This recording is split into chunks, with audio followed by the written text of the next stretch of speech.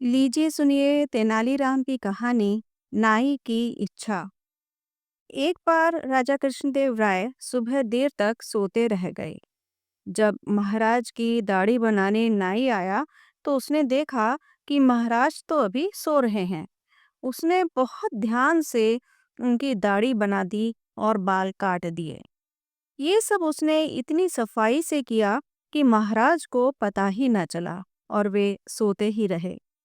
अपना काम पूरा करके नाई वहां से चला गया। जब राजा कृष्णदेव राय ने उठकर स्वयं की छवि शीशे में देखी तो उन्हें बहुत अच्छा लगा। नाई की हाथ की सफाई से खुश होकर उन्होंने उसे बुलाया और इनाम मांगने को कहा। महाराज, नाई शर्माते हुए बोला, आपकी बड़ी कृपा है। मेरी ब्राह्मण बनने की लालसा है। यदि वह आप पूर्ण कर सकें तो। नाई की इच्छा जानते ही महाराज ने कई ब्राह्मणों को बुला भेजा और कहा कि यह नाई ब्राह्मण बनना चाहता है। 2 माह के भीतर इसे ब्राह्मण बना दिया जाए। मेरे आदेश का सख्ती से पालन किया जाए, अन्यथा आप सबको कड़ी सजा भुगतनी पड़ेगी। महाराज की ऐसी अनुचित बात सुनकर ब्राह्मण परेशान हो गए, पर क्या करते? राजाज्ञा का उल्लंघन भी तो नहीं कर सकते थे। वे उस नाई को साथ लेकर वहां से चले गए। इधर नाई के ब्राह्मण बनने की खबर पूरे राज्य में आग की तरह फैल गई। ब्राह्मण वर्ग को यह बात कतई नहीं अच्छी लगी। उनके विचार से ऐसी एक घटना अन्य कई ऐसी घटनाओं को जन्म देगी। यह बात तो बिल्कुल धर्म विरुद्ध थी।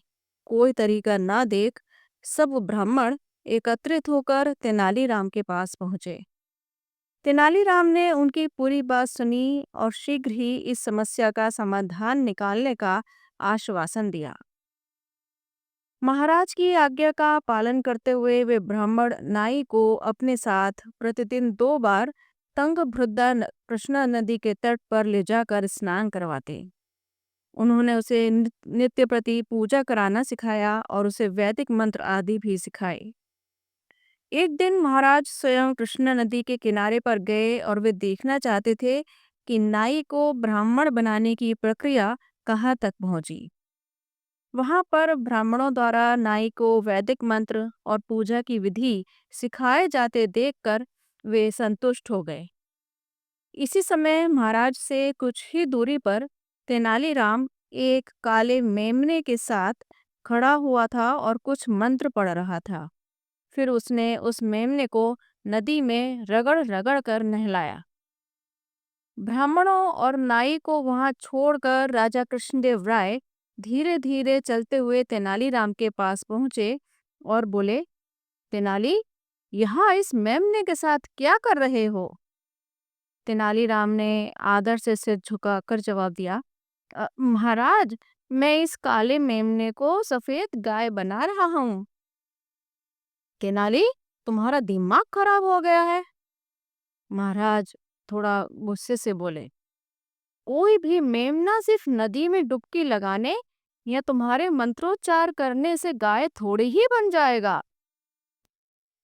अत्यंत भोलेपन से तेनालीराम ने जवाब दिया, महाराज, मेरी मूर्खता क्षमा करें, पर जब यह पवित्र जल और ये पवित्र मंत्र एक मेमने को गाय नहीं बना सकते, तो वे एक नाई को ब्राह्मण कैसे बनाएंगे?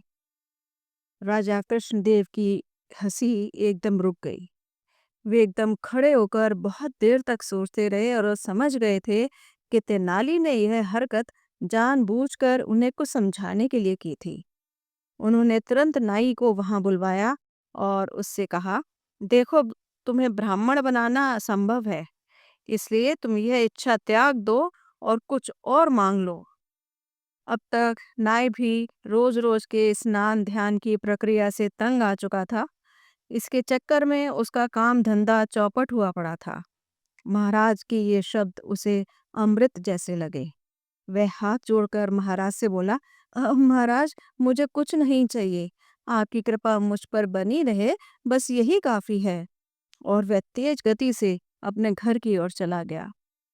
राजा कृष्णदेव राय ने तेनालीराम का बहुत सम्मान किया आखिर उसने ही तो अपनी चतुराई से महाराज की आंखें खोलकर उन्हें अधर्म करने से रोका था। दोस्तों, परिवर्तन कठिन होता है, परंतु यदि वह सही काम के लिए हो और उसे करना कठिन ना हो, तो ही आगे कदम बढ़ाना चाहिए।